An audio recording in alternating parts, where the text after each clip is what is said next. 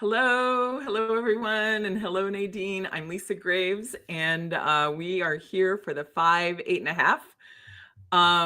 We are so excited that you're joining us for your midweek break. I want to thank Greg Oliar and Elvie for inviting us to host this Wednesday night show. And as you know, the format is 5 stories, 8 minutes. But here we slow things down, refuel, reflect, and remember, you're not alone, and the glass is half full.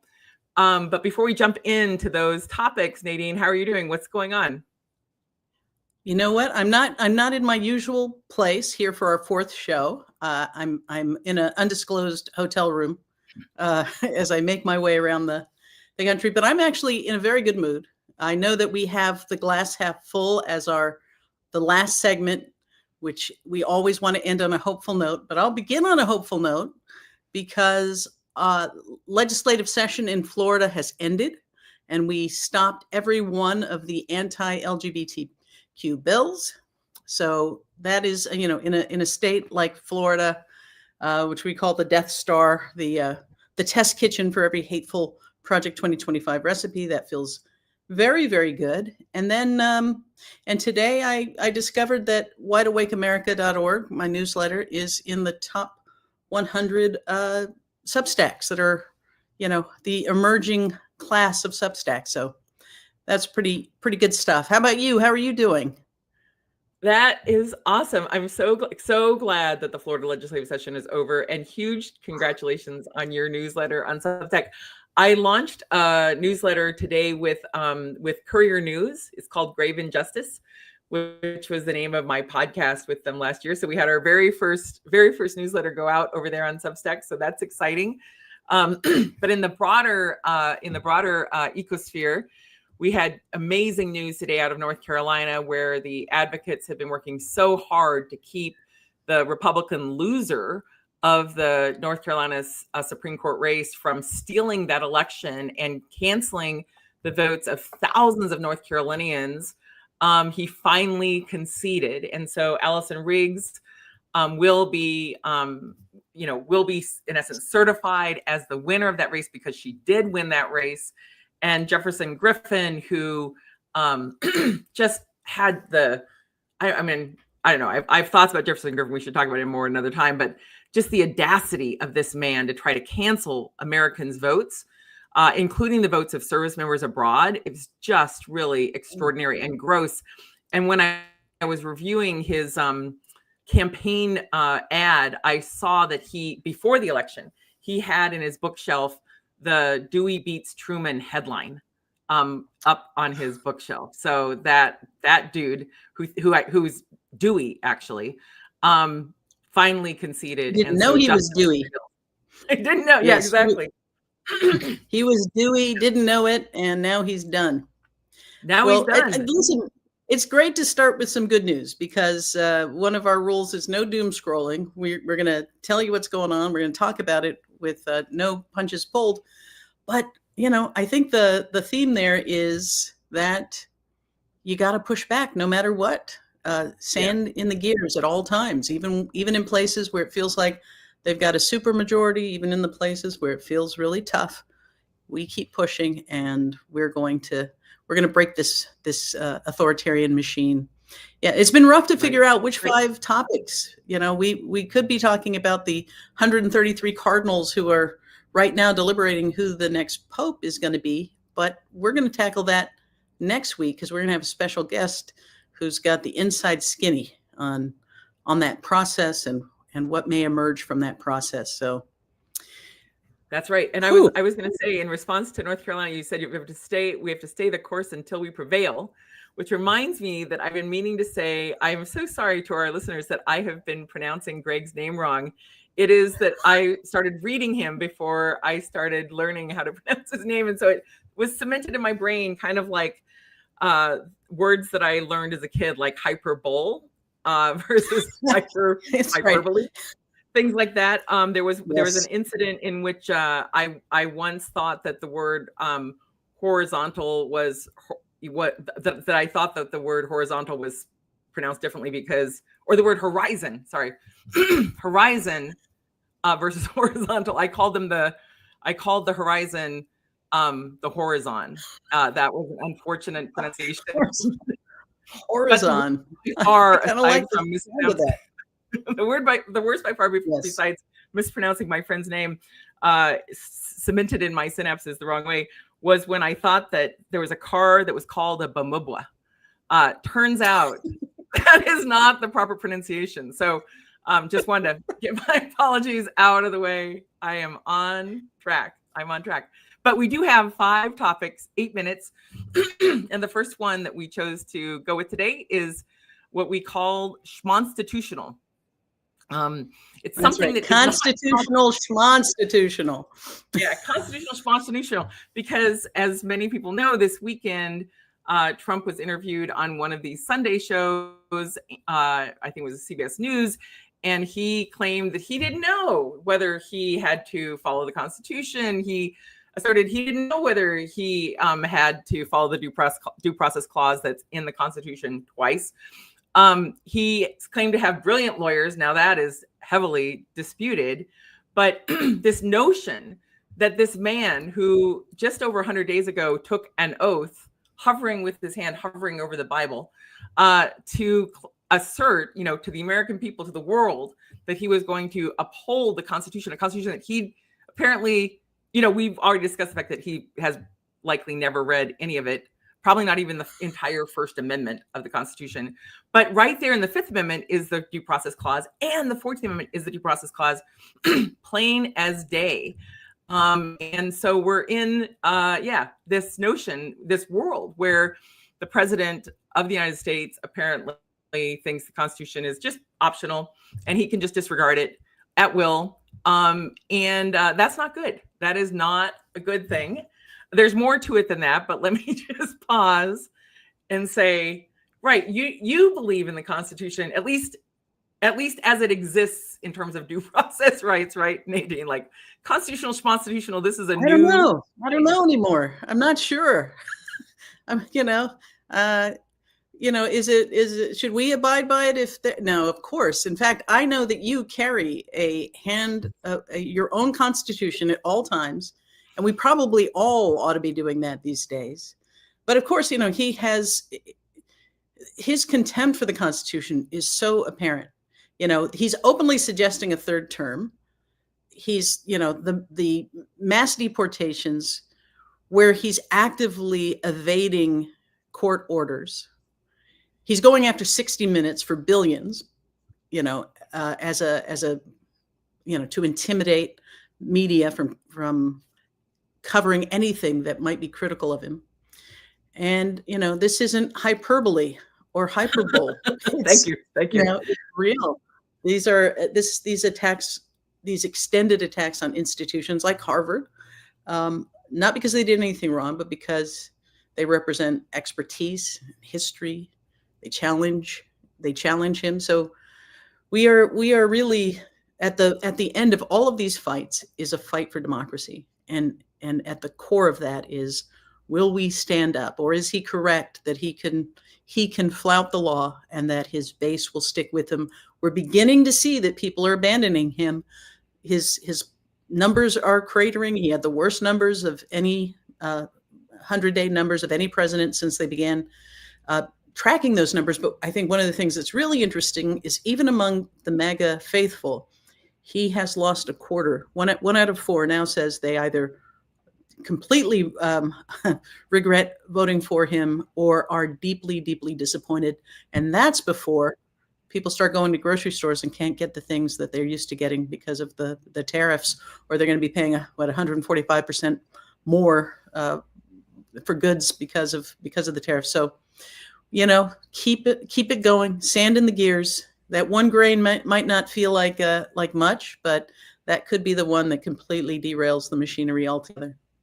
Yeah. And those grains of sand, not to extend that analogy too far, but the idea that they in the world of oysters, those grains of sand can become pearls. They can really become things of beauty, priceless things. And we are in this period where, to be fair, I didn't believe Trump when he took that oath to uphold the Constitution. Not the least of which was my concern was because John Roberts was swearing him in after giving him immunity and sweeping him back into power, which is part of the work that I've been writing about in my book that's coming out soon, Without Precedent.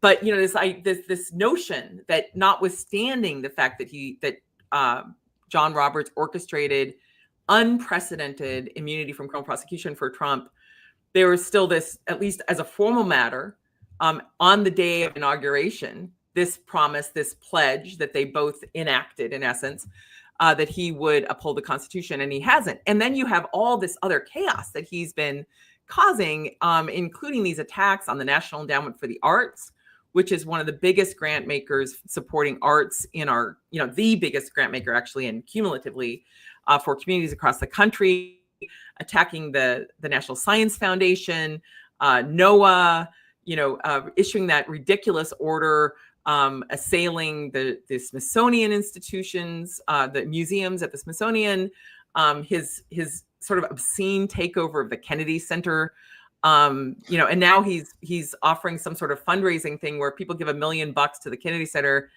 Now they get a photo with him too, which is really $1 million photo, quite the thing. Yes. But that's just only part of the graft, right?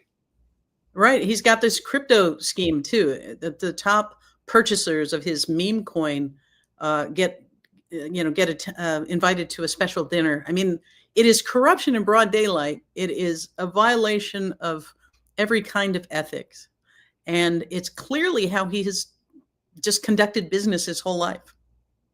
Yeah. And I mean, in the case of the Kennedy Center, the money will go to the Kennedy Center, at least as much as we can tell and know. But that's not that. It's just extraordinary the type of things we're seeing unfold. But there is some good news happening in the world this weekend at the box office that I know we want to talk about. So we'll come back to Trump again later, but let's talk about Sinners. Yeah. Well, we get to talk about Sinners. In fact, a sinner, but not the sinner that's the subject of this movie. So, well, first of all, did you say that Trump hovered his hand over the Bible, that he didn't actually touch it? Well, there's different photographic angles that appear that there was some hovering going on, but he did utter the words, that he was going to uphold the Constitution, which he now claims he doesn't really know that he has to abide by any of it. But of course, we know, in fact, he does, and we will hold him to account, and we will make sure that our due process rights are restored, despite his battering of them. But that's right. To be fair, the Bible did not go up in flames upon. I was going to say, at any point did he say it burns? It burns. No. Okay. All right. Well, no, Sinners. I knew that's where you were going. There was none of that. But maybe it's implied. Okay. Maybe it's implied. Well, I do want to talk about Sinners. But let me just tell you, there will be no spoilers. I'm not going to talk about the plot. I'm not going to talk about who's going to win what award for their performance. But I do want to talk about Sinners in the context of all of the different ways we fight back. Obviously elections, going to court, demonstrations, but the culture is such an important part of every pushback against authoritarianism. And I think what we're seeing with Sinners is really just this amazing box office phenomenon that continues. I think it's the highest grossing original film, certainly this year. It's breaking all kinds of records. I think whatever week it's in now, third or fourth week, it continues to sell out. They're adding new theaters, and it's doing numbers both domestically and internationally. And the juxtaposition is that it is happening while the right is gutting diversity, equity, and inclusion programs, where they are censoring, banning Maya Angelou from the Naval Academy while allowing Mein Kampf to stand. I think Sinners just crossed somewhere like 244 million globally, and it is absolutely dominating domestically, 187 million, something like that. And it centers the Black experience, the Black Southern experience. It is built around this story of Black culture. Now, my grandfather and my grandmother from Mississippi were born, 20 miles from where this is set. So but it is, this is it isn't Mississippi Burning with a white savior complex. It is not a movie that apologizes for centering Black experience in 1930s Mississippi. It is steeped in Black folklore. It is in so many ways a movie. It is cultural defiance. It is counter programming against erasure, and it is just absolutely sweeping the country. And it feels as though it certainly was begun before all of the censorship really came online, but there are so many pieces being written about it, just sort of stoking people's curiosity about the very things this administration would like to erase and hide. And not just for Black culture, the inclusion of the reality that Chinese people lived in Mississippi. These are things that we aren't used to seeing. And I think that the reaction to it is it tells people that there is a hunger for a deeper understanding of our country that is not whitewashed, that is not synthesized and dumbed down. And it comes at a time where I think we've got to get more curious about what is being erased. And we see it with every time they ban a book, it flies off the shelf. There are book clubs now popping up where people are purposely seeking to read the books that they're being told are banned. I know for Christmas last year, we were buying banned books for nieces and nephews. But yes, I think Sinners, you got to go see it, but it is sort of a cultural battle cry. It is extraordinary counter-programming to this fearful, watered-down erasure that we're seeing all across government, where they're going to the Smithsonian and returning exhibits of African American history to the donors, as saying that the content of that history does not align with the ideology of the White House.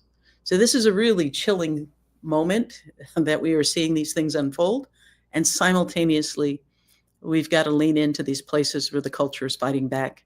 Even the celebration of Afro-dandyism at the Met Gala, you can say anything else you want about what the outfits were, but again, such an underrepresented part of Black history on full display.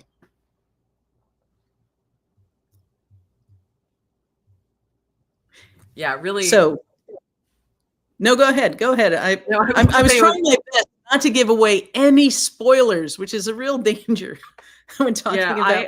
I'll just say, I won't give away any spoilers, but I don't think this is a spoiler.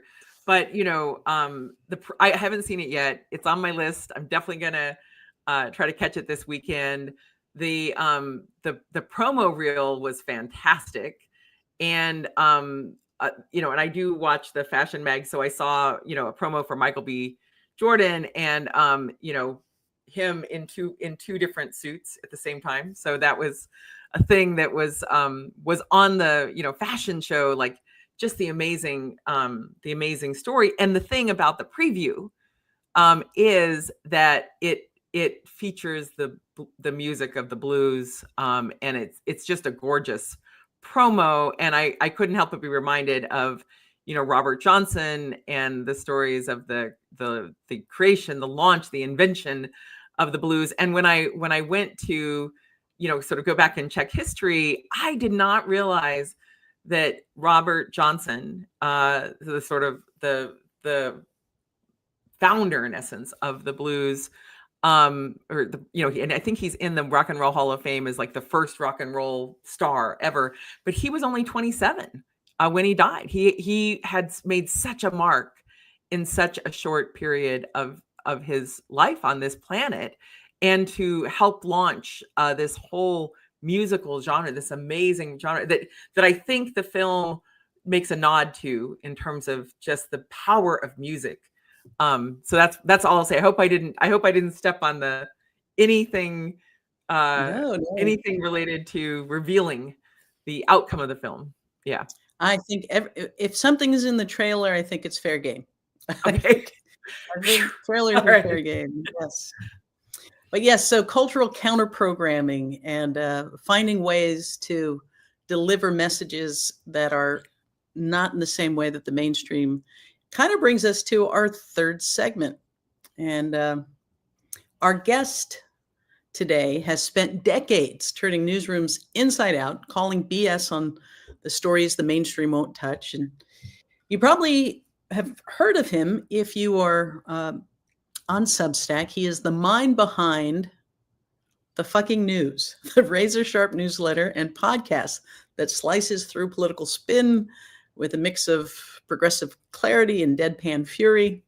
And before he went independent, our guest helped to build some of the smartest shows in journalism. Countdown with Keith Olbermann, Up with Chris Hayes, The Rachel Maddow Show, and The Daily Show with Jon Stewart. Jonathan Larson, welcome to the 5, 8 and a half. We're thrilled to have you. I'm honored and excited to be here. Thank you. So, so your newsletter, you made a bold choice in naming it, and How do you mean? I'm just, you made it, and I wonder if that was a decision you came to easily, or what gave you the clarity that you wanted to signal something was a little bit different about how you were going to be delivering the news than the more staid mainline publications. Sure. So I've always thought that it's important when you're doing real news, which is often accused of being boring or wonky or whatever, like you can't be purist about it. There has to be some, I won't say the word marketing that I just said, but there has to be a reason that people engage with it. And one of the things I have found in my cable news career is that if people see you violating a norm that does not serve anyone, they're really excited by that. So, you will see anchors on cable TV news who will say, I have to be entirely objective. I can't take sides. But what I can tell you is wrong is continuing to talk while I'm going to a commercial break, right? And that's like an absolute sin. So they're clearly serving some formatting things, some producing things over like a journalistic ethos. And so by calling it The Fucking News, I was sort of stealing a little bit from Fox's formula for success, because Fox's formula for success when they first started was to be very clear to 90% of the country, this is not for you. We're not talking to you. And so the 10% who never felt talked to, they were totally galvanized and excited to have someone not only talking to them, but not interested in talking to the other folks. And so, long way around to your question, I thought that calling it The Fucking News, without being cutesy about, an asterisk here or an @ sign there or whatever, would tell people, I don't care about norms that don't serve a concrete purpose for the material improvement of people's lives. I'm just not interested in all the fussy niceties that sort of, gird our discourse. And so, I thought, what better way to make that clear? And it works on a couple levels as well. It's people say, when people say the phrase The Fucking News, just in their lives, they can mean two things. They can mean the medium, which annoys them, or they can mean the actual thing that's being talked about on the news. So I sort of wanted to also make clear to folks that I'm aware of those two levels on which we take in the news, and we'll be addressing both of them here at The Fucking News. I was going to say, go on, Nadine. You go. Oh, no, go ahead, Lisa. I've got a question that's percolating. I can wait. Go ahead. Oh, I was just going to say, I really appreciate the fact that you did not put asterisks in the name of the show, Jonathan. Thank you so much. I was, several years ago, I was the chief, the senior legislative strategist for the ACLU on national security issues. and we had a softball team in DC, and I was super excited for the softball team. Got my jersey, and the jersey, the name of our team was the First Effin' Amendments. Right. And I was like, what is this? If the ACLU cannot defend having a t-shirt that says the First fucking Amendments, what is happening here? But I still have my jersey. My name was the Tenacious G, but I still am irritated that it said effin' instead of fucking. And the ACLU, which defends free speech, and I defend so much of the good work that they've done over the years, I just couldn't believe that the sort of manager of our baseball or softball team, effin'. So thank you for just the truth in advertising, Jonathan. Thank you for your boldness. I appreciate that. Yeah, thank you. I'm not going to say that it never causes problems in like interviews in formats where they can't say it at all. But I feel like people have sort of the same reaction that you did when they see the name. They're like, he's just saying it, and people find that exciting. And I think they sort of appreciate the willingness not to honor norms that just don't help people. Sorry, Nadine, what were you saying?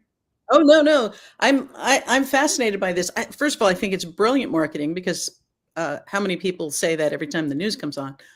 But I wonder, there came this moment in time. There's a lot of critiques of the mainstream media, not simply from the right, but from the sense that they are incapable of commenting on the absurdity of what we are facing, and therefore end up treating facts and absurdities with the same gravity.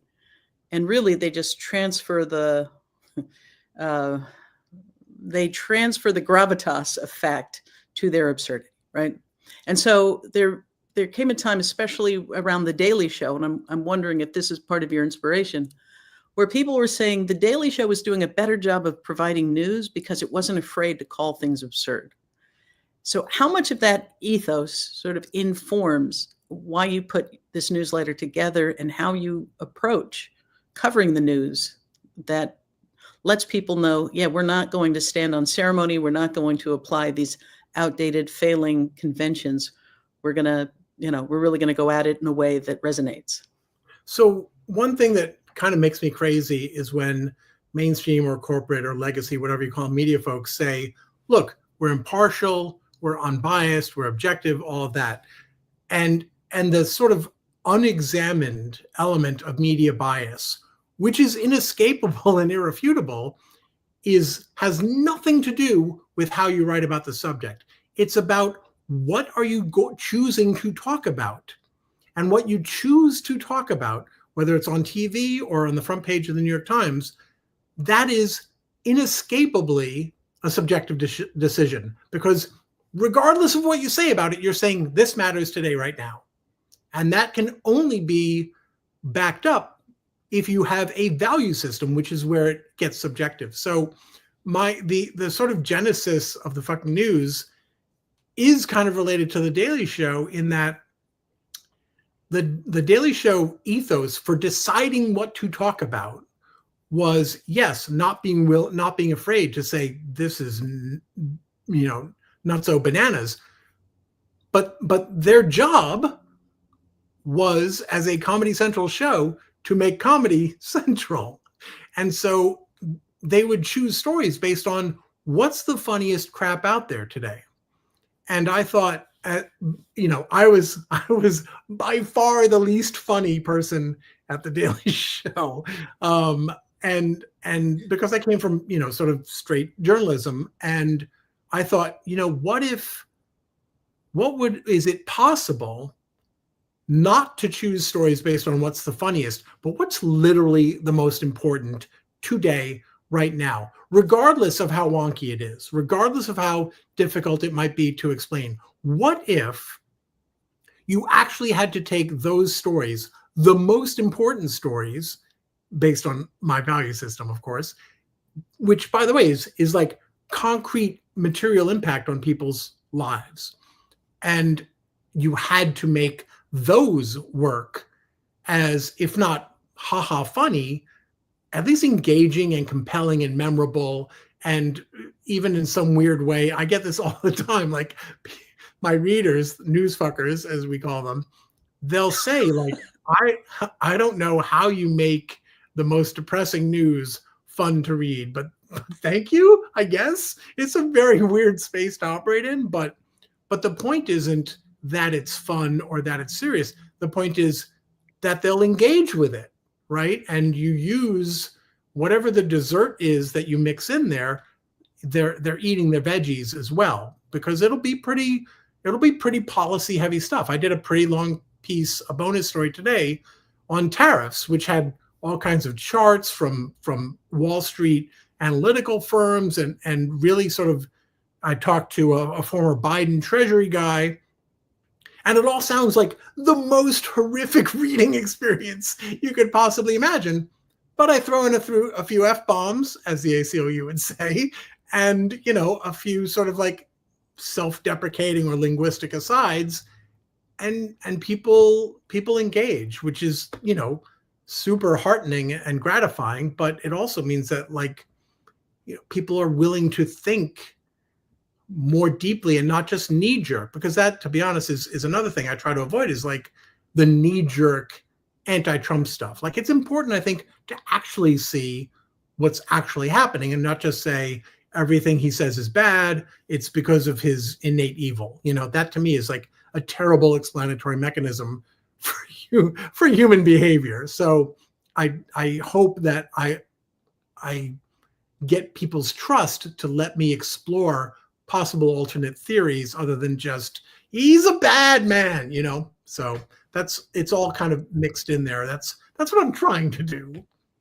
Yeah, I really well, I appreciate as somebody who has worked in, you know, the on MSNBC shows and regular news shows, and as somebody who's an observer of the media and reporting, what do you think is how do you describe the fatal flaw of how the media currently covers Trump and what is unfolding in our country? So I actually think that it's not a new problem. I push back a lot on the idea that Trump is sui generis. He's some kind of new quantum phenomenon. I always try to point to the path that got us here. And the thing I've said about media forever, especially like TV news, especially, is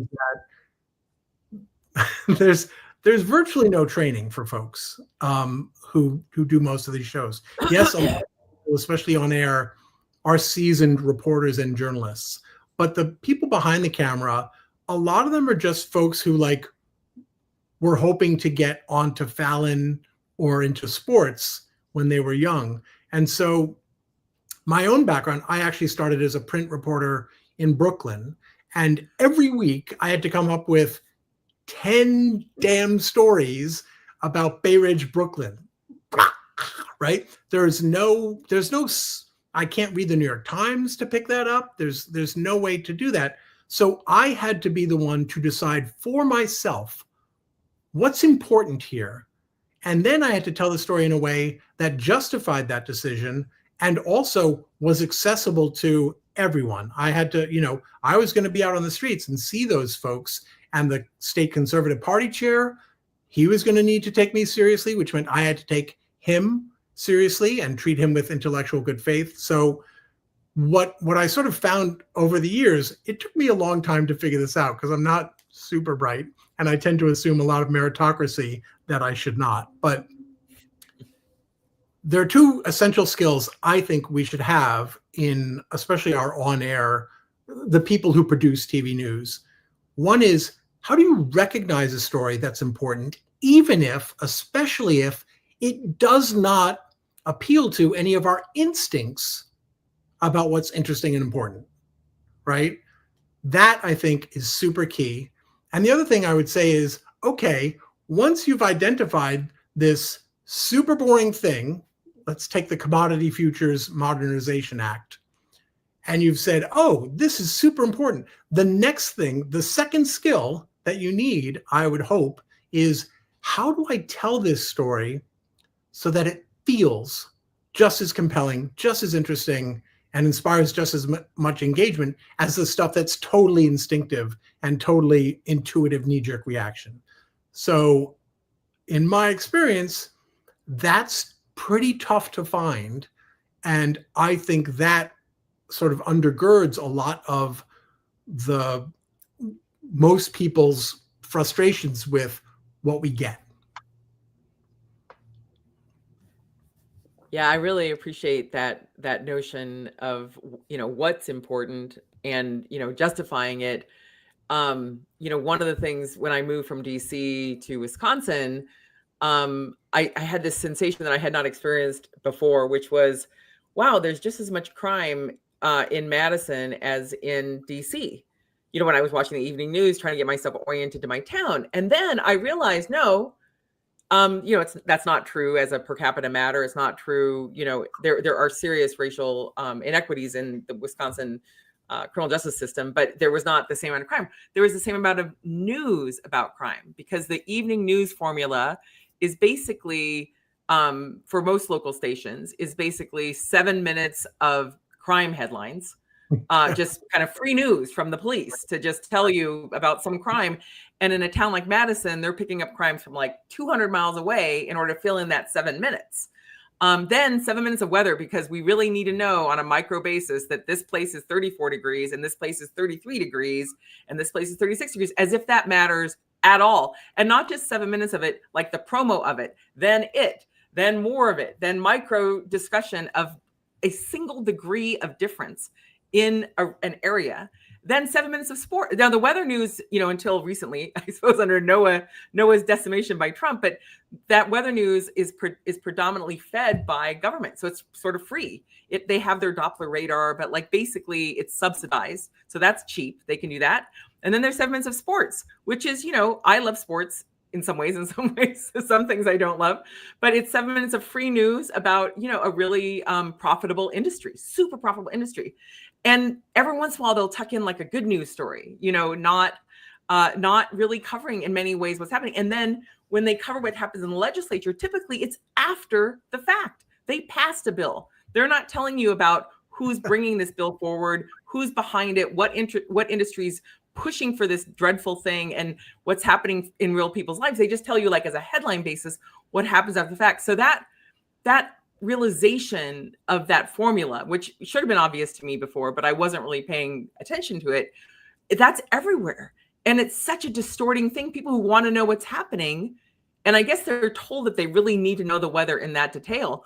But like that, there's obviously declining readership, but that is a way that many people get their news. At least older people still get their news that way, and it is shockingly uninformative and grossly distorting. So I don't know. You've been on the big shows, but I wonder what your thoughts are about that local coverage. I think that's entirely spot on. And to me, and of course, like if you've got a 7 minute hole for crime, you'll fill it, right? And it'll seem like, oh, there was 7 minutes of crime. Well, sure, because you can always find it, especially as you said, if you're willing to go wide enough. The other thing is, like, most of the things you just inventoried involve video that is not all that tough to get, right?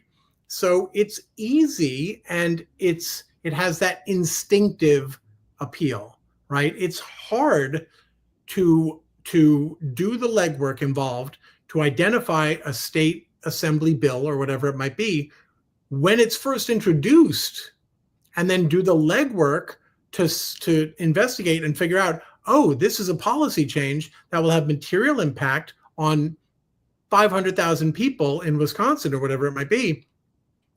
But there's no video, and it's complicated, and I would have to explain that.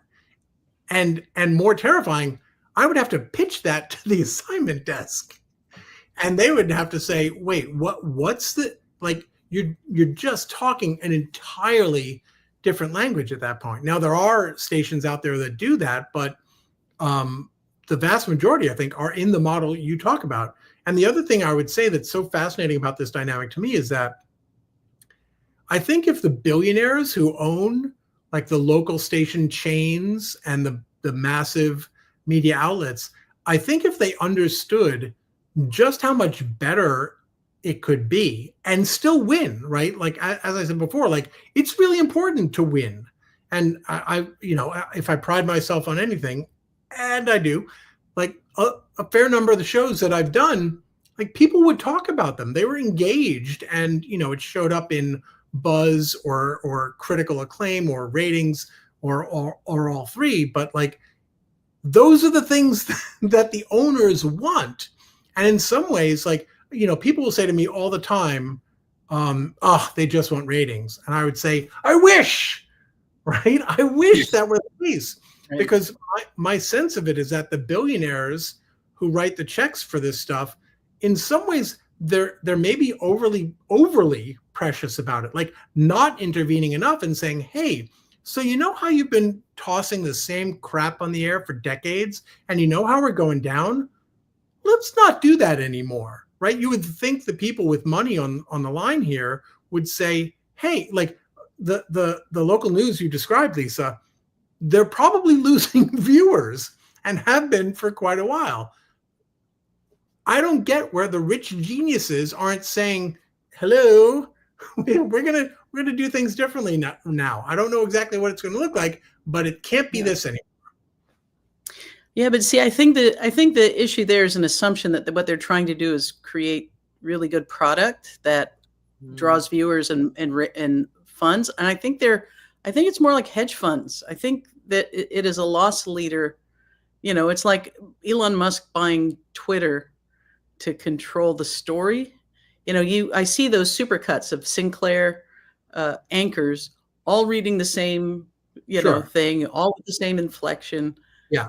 I think it is purposely devoid of nutrients because we've been being fed this crime at all times narrative for a long, long time. And I think of comedian Gary Gulman. He said, remember when we used to love vans, the ice cream van, and now because somebody on one news program misstated the number of child abductions, right? We see a van and we sprint in the opposite direction, right? Yeah. And so, danger. This if it bleeds, it leads. But it has created such a fear-based, culture, and that segues beautifully into the algorithmic, fear-based, all of those personality tests we did. Which Brady Bunch person are you? Which door is more inviting? And these were all like personality tests to figure out who was the most anxious. And they didn't care what your political affiliation was. All they cared about was, we can press this fear button and make you dance. And so I'm with you. I wish that they were motivated by wanting more viewers and more substance. I mean, Ferris Bueller made me want to know about the Smoot-Hawley tariff. Yes. Right? We want to. Right, but like, people do now, right? Like, we see examples all the time. Like, the substance stuff actually does work. A lot more people know about Smoot-Hawley today than did a year ago. And the two examples I always give are, okay, so the ethos in cable news is keep it short, keep it simple. Let's look at two examples here. The number one most successful by every metric TV news show in human history is literally called 60 Minutes, right? It advertises right off the bat, we're not doing short form. And on MSNBC, for instance, the number one quarter hour, I'm guessing, but also this used to be true, and I'm sure this is true still. The number one quarter hour by the Nielsen ratings every week is the first segment of the Rachel Maddow show, which is the longest, most detailed, most granular, most policy-based, most historically contextual segment that the network airs in the entire week, right? Like, it's sitting right there, and yet they don't do it. And my belief, having been in the machine, I actually didn't work on Rachel's MSNBC show. I was on her Air America radio show before she hit it big. But my belief is that, Rachel's really damn smart, right? I hope people understand that. Keith Olbermann, who I also worked for, very, very smart guy. It's hard to do those kinds of segments. And I used to do segments for Keith. And, it took a lot of work. It takes a lot of research. And you have to have the stomach for being willing to say, I'm going to ignore this new thing that just happened now. We have to blow up the show, right? I've worked on a lot of cable news shows where, people would ask me, how is it that Keith Olbermann's show would do better in the ratings than this other show when the staff is like a third the size? And I would say, that's easy. That other show, they have to produce 3 shows a day, and they only air the last one because they blew up the other 2 along the way. And so what they end up with is a show that feels topical because it just happened 2 or 3 hours ago. But the Olbermann show would feel not only topical, but unique, because even though it was older, we had spent all day doing the work so that by the time you heard about it from us, it felt not only fresher, but no one else was talking about it. So we ended up feeling just as topical as the competition, but we were also counter-programming the hell out of it by having depth and smarts and context that other people didn't have. So the reason we don't see more of that is simply because it's hard, and the systems that create this news programming aren't geared to produce it. Like, it's a fight to make these systems do those kinds of things. So that's a big part of why we don't see more of it. And there's no incentive. There's like, there are a lot of backpats I never got for fighting to like break a story or do something smarter than what everyone else was doing. No one cared. No one was getting promoted for it. No one was being asked to do it. It was just like, oh, there's Jonathan or whoever following their pet little cause. Okay. Wow. Well, I appreciate you providing that behind the scenes insight on the Daily Show and what is it? Better know a district. I think there are some really smart things that news can still be doing that gets you interested and, let's us wander around in the absurdity of things a little bit more rather than keep a straight face while people say outrageous things. I hope that if you can, stick around, Jonathan, as we move to our next topic. I'm happy to play along. Love to have you stay and throw your 2 cents in as we move to the latest breaking news, which is the military purge that is unfolding right now on 2 fronts. One is this administration already had begun ousting any Black or brown or female leadership from the military, which was chilling enough. But now the Trump administration is overseeing something like a 20% cut in the number of 4-star generals, admirals, officers within our military. And these are widely seen not as budget tweaks, but as loyalty tests. And to make matters worse, the administration has also pushed to purge transgender service members. And that is a community that includes about 15,000 people who are currently serving in the military. There's a group called Sparta, and they are an advocacy group around LGBTQ service. And they estimate that the removal of transgender service members, which the Supreme Court provided a green light to just this week, would wipe out something like $18 billion in investment in trained personnel. And the Palm Center adds that it would cost probably another $1 billion just to recruit and train replacements. So I think, obviously it is devastating to people who have taken the oath, joined the service, met the standard, and now are being told by an administration led by, Cadet Bone Spurs that not just that their service is no longer required, but to really stay, in the cruelest terms possible, seeking to dismiss them from service. But I think the other piece that's really kind of chilling is what do you intend to do with the military if you are eliminating from its ranks the people who might actually take their oath as officers to defend the Constitution from enemies, both foreign and domestic, quite seriously? Yeah, it's just extraordinary what's happening, and to have this U.S. Supreme Court, the Roberts Court, weigh in and allow this to go forward while the litigation is pending, it just shows another way in which John Roberts and these Republican appointees are putting their thumb on the scale of justice. Generally, when there are, just to speak in a broad sense, when there's litigation and something happens to change someone's status or someone's rights, usually there's a restraining order in place to keep the status quo until those matters are resolved. And in this instance, what the U.S. Supreme Court did was intervene to allow this purge to go forward while the case is pending. So people will be losing their jobs. People will be kicked out of the military. They will, that expertise, that drain of, billions in investment in people's expertise will be lost. And then perhaps, possibly, when the merits of the case make their way up to the U.S. Supreme Court, in theory, those rights could be restored if those people could return at that point, if that expertise could somehow catch up to however long this takes.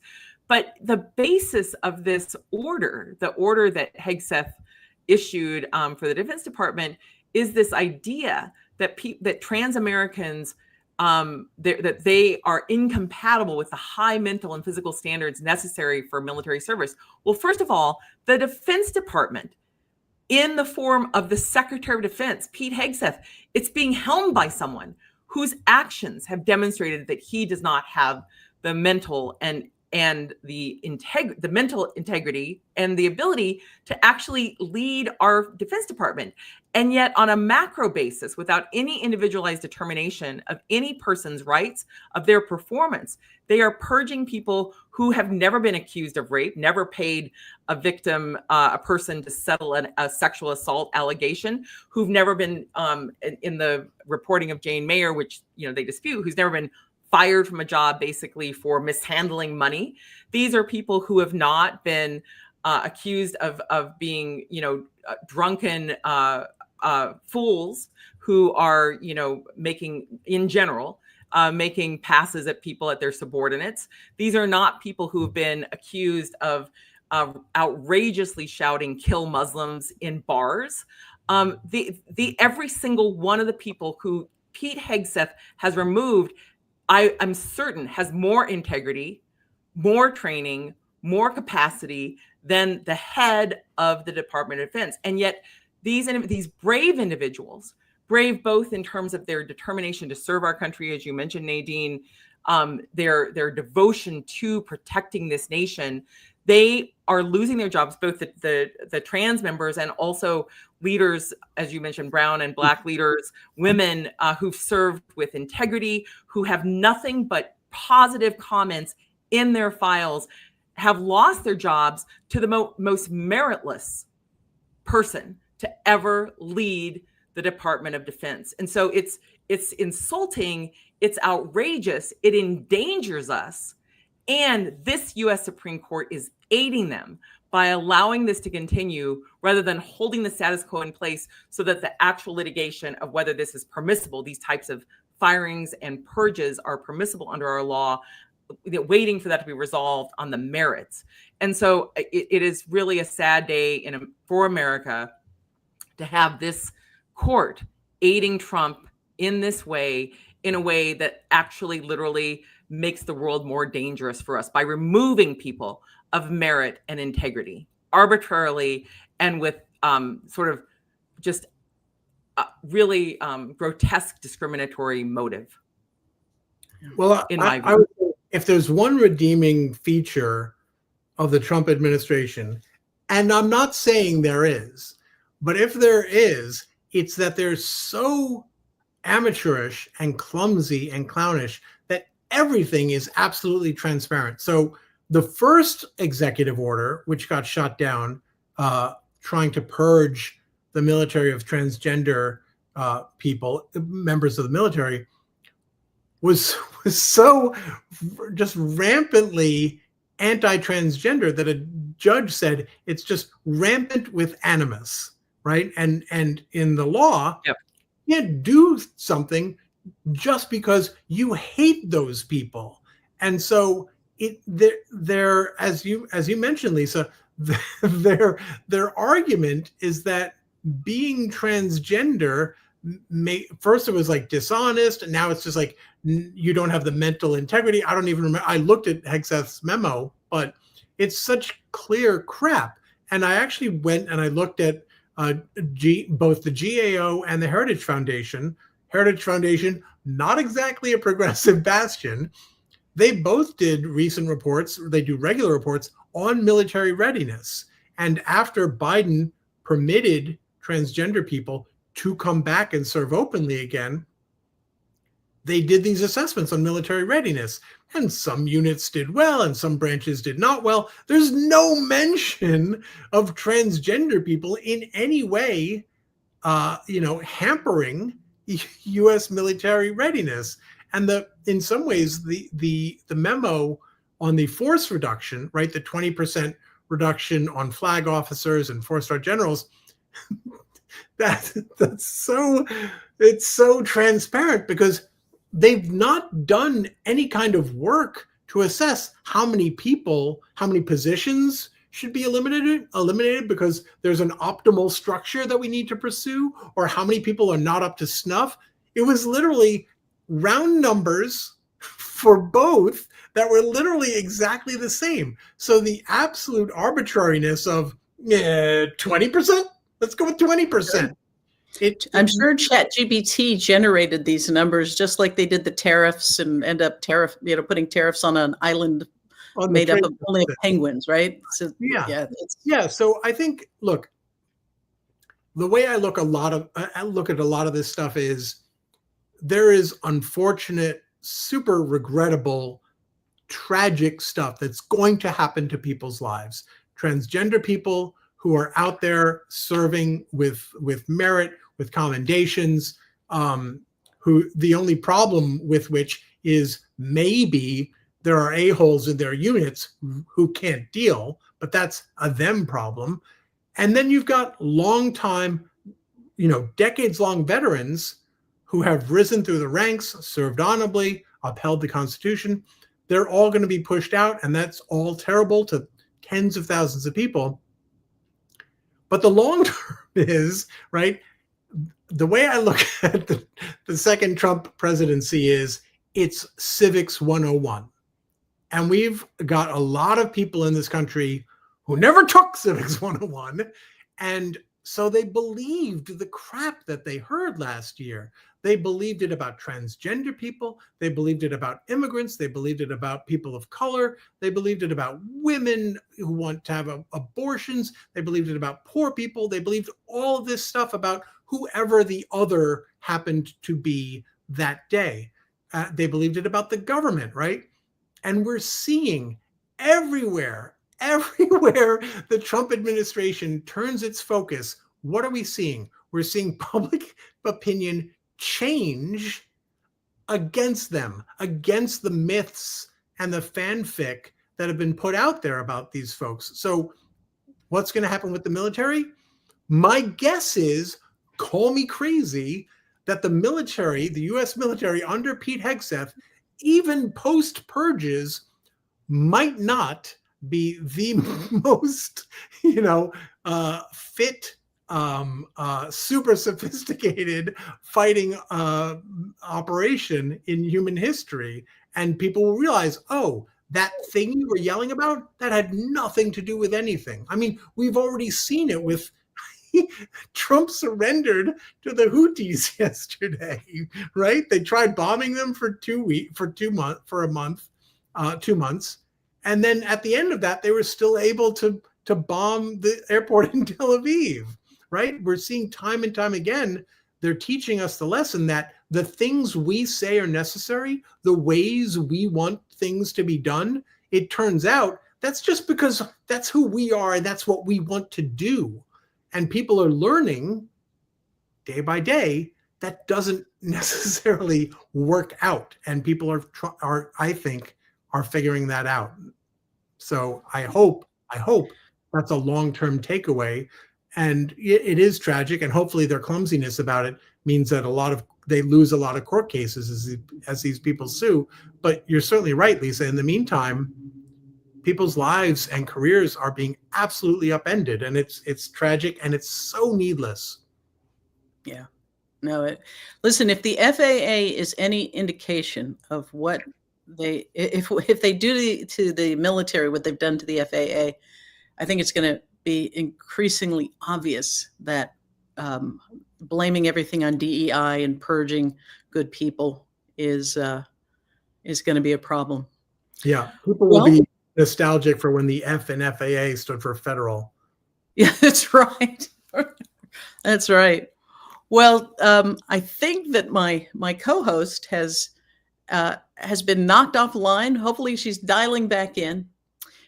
Jonathan, I want to thank you for joining us. This has been terrific. So much. And I can tell that through the comments that you've got some new news fuckers who have joined you on your newsletter. So, thank you. Welcome. All right, you take care. Congrats on the show. Thank you. Thank you. All right. Well, with my co-host trying to get back in the room, I will. Oh my goodness, I sure didn't mean to do that. Okay, well, you know what? You get me for a few minutes while we wait for Lisa to come back. And one of the things that we were talking about, we started the show with some good news, and this isn't the glass half full, but I think there's some good lessons in this. So this is our 4th episode, and we called the show May the 4th Be With You. The May 4th has a lot of meaning for me. It's my son's birthday. I'm a big Star Wars fan, so Star Wars Day is huge. Whatever you do, do not type any spoilers to Andor in the comments. But it's also significant because May 4th is the anniversary of the shooting of students by National Guards members at Kent State.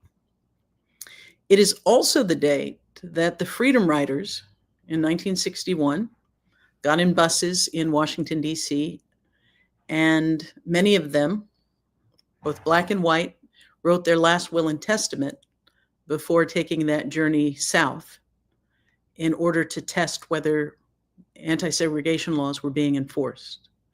And these were people who understood that they were riding into the jaws of the lion, and expected the violence that they actually received. And so it's hard not to think of that legacy. When we talk about good trouble, we're talking about John Lewis, who as a young man was savagely beaten as a consequence of being part of the incredible courage. And we're at a time right now where I think we need that moral clarity. We need that kind of courage. And we are seeing people in that spirit of protest showing up. Protests are surging all over the country, not just over immigration raids and labor rollbacks, but part of a wider, broader wave pushing back against anti-democratic rule. And we're seeing this not just here in the U.S., places like Florida and Texas, New York and California, but we're also seeing it internationally. We talked last time about Canada not only rejecting their version of Trump, but actually sweeping him out of office in a complete repudiation. We saw the elections in Australia, and we're seeing protests in Hungary. We're seeing people rising up and saying enough. So this wave of resistance, this fight for democracy, May is a moment for us to sort of do that reflexive check that says, hey, you know what I've gotten on that bus in 1961, would I have had the courage to do what they did? And if I didn't have the courage for that, maybe I have the courage for something else. Maybe it's to show up at the No Kings demonstrations that are being planned. But I just think of May 4th as a touchstone where we can think about what it means to have both moral clarity and courage. So, yes, there you are. Wonderful. I was so lonely. I'm so sorry. I don't know what happened to the video. I apologize to our lovely audience and to you, Nadine, and to our fabulous guest. But I'm back. So, and that was your timing. Your timing is perfect. I just talked about May 4th. It's May 4th every damn day is what we're trying to say. That spirit of resistance, that spirit of standing up, we have to internalize that. And it kind of leads us perfectly, I think, to the glass half full, which if you have joined us, if you are listening and you have your own beverage, I hope that you will hoist it in this moment, because we are going to toast librarians, democracy's quiet heroes. To librarians. That's right. So, as you know, before we go, we end, as always, with the glass half full. And it's not to ignore what's broken, but to remind ourselves of what's still beautiful, still bold, still possible. A story, a moment, or a movement that fills the cup, even just a little. So as we toast librarians, I want us to recall that librarians are often the very front line in the pushback against censorship. Just a couple of years ago, more than 4,000 books were targeted for censorship, a 65% jump from the year before. But librarians stood up. And because of that, because of their voices, more than 70% of Americans opposed these bans across political lines. And librarians began to form banned book clubs, building freedom libraries and refusing to comply with censorship orders, even when it put their jobs on the line. And they are turning libraries into sanctuaries. So I want to shout out in particular librarians in Florida and in Texas, who are in many ways the last line of defense in preserving this. And they're not just, it's not just about filing books, it's about filing lawsuits. It's speaking at school board meetings and making sure that the next generation still knows who Maya Angelou is. So when librarians are under attack, it's not about books. They understand it's about control, and librarians do not back down. So to the librarians. All right. Thank you all for coming. Please check out and join again this Friday for the 5-8 with Greg Oliar and LV. And we look forward to seeing you again next week with Gareth Gore as our guest. And thank you again to Jonathan for joining us. And thank you all for coming in. And Nadine, it's just a joy to do this show with you. So thank you. Thank you so much from the bottom of my heart.